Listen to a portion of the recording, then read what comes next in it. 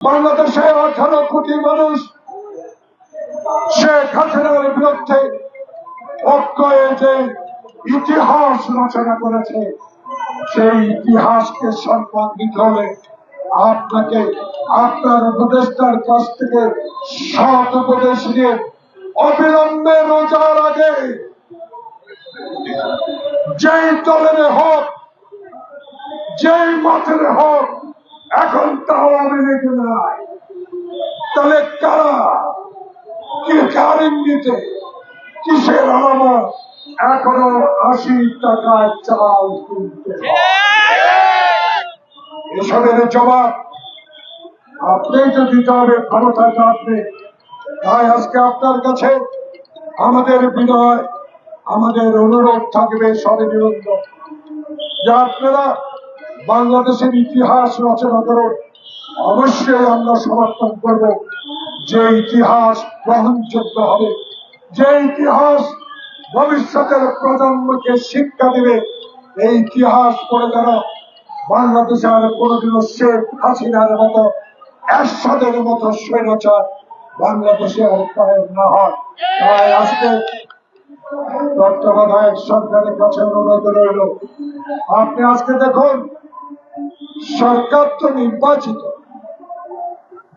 সরকার তো ছাত্র জনগণের আন্দোলনের সরকার, তাহলে আপনারা কেন স্কুলের টিফিন বক্সের উপর ভ্যাট ধার্য করবেন?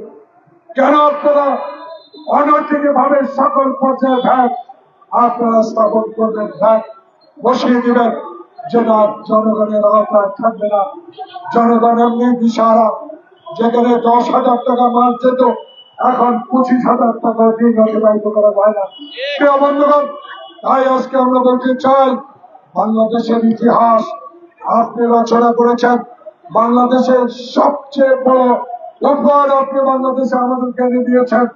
আমরা তাই আপনাকে সমর্থন জানাই। এই কারণে আপনাকে দিয়ে 1991 সালের সভাপতি আমার বাম পাশে বিচারালয়ের প্রধান বিচারপতি ছিলেন, যিনি রশি টানিয়ে একটি নির্বাচনের ব্যবস্থা করে দিয়ে বাংলাদেশের জাতীয়তাবাদী শক্তি বেগম খালেদা জিয়াকে প্রধানমন্ত্রী করেছিল। আপনার কাছে সেই প্রত্যাশা নিয়ে তো আমরা প্রতিদিন প্রেস ক্লাবের সঙ্গে বলতে চাই, 91 সালের মতো একটি নির্বাচন করতে এত সংস্কারের দরকার। যে সংস্কার প্রয়োজন, যে সংস্কার দিয়ে জনগণ 40 টাকা চাল কিনতে পারবে, সেই সংস্কার আমার দরকার।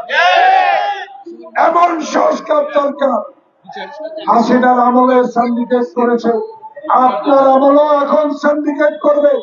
প্রিয় বন্ধুগণ, একটা উদাহরণ দিই, ওমরা যাবেন, মাসে রোজা আরম্ভ হবে, আল্লাহ রসুল বিশ্বাসী মুসলমানেরা হজে যাবে।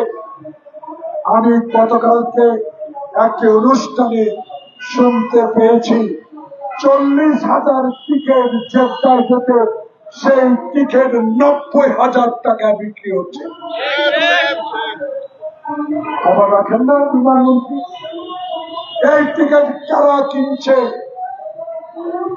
100-200 টিকিট এই সিন্ডিকেটরা কিনে অফিসে জমা রেখে এই টিকিট 40,000-45,000 টাকা দিয়ে কিনে বিমান থেকে 90,000 টাকা বিক্রি করছে। উপদেষ্টারা কি করেন? গোয়েন্দারা কি করেন? খবর রাখেন না? খবর রাখতে হবে। এই সিন্ডিকেট তো এখন হাসিনার না, হাসিনা তো হিন্দুস্তান।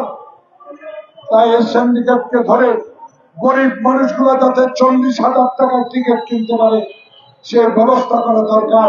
তাই আজকে আপনার কাছে অনুরোধ জানাবো, আসুন, আর বিলম্বিত নয়, আর দেরি নয়। শহীদ খোকনের রক্তের বিনিময়ে অর্জিত এই দ্বিতীয় স্বাধীনতার সম্মান আপনাকে অক্ষুণ্ণ রাখতে হলে অনতিবিলম্বে নির্বাচনের তারিখ আপনাকে ঘোষণা করতে হবে। সংস্কার চলবে, নির্বাচনের 3 তারিখও চলবে, নির্বাচনের প্রস্তুতি চলবে।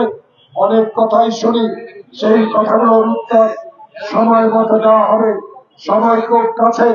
যেই নেতা তারেক রহমান 16 বছরের দেশের বাইরে থেকে বাংলাদেশ জাতীয়তাবাদী শক্তিকে এমন পর্যায়ে নিয়ে এসেছে, সেই নেতার নির্দেশে বাংলাদেশে শতকরা 70 জন মানুষ এখন জাতীয়তাবাদী শক্তির তাদের প্রমাণের পক্ষে কথা বলে।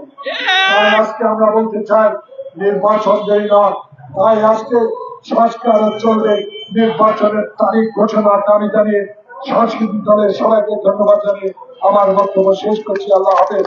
বাংলাদেশ জিন্দাবাদ। বাংলাদেশ জিন্দাবাদ। আমার মিয়া ভাই জিন্দাবাদ।